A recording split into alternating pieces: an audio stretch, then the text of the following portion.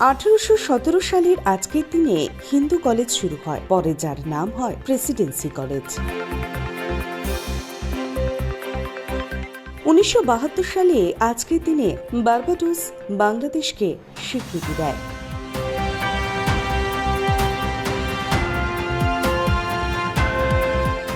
1981 সালে আজকের দিনে মাদার টেরেসা ঢাকা আসেন। 1265 সালে আজকের দিনে ব্রিটিশ পার্লামেন্টের প্রথম অধিবেশন শুরু হয়। 1892 সালে আজকের দিনে আমেরিকার স্প্রিংফিল্ডে প্রথম বাস্কেটবল খেলা হয়।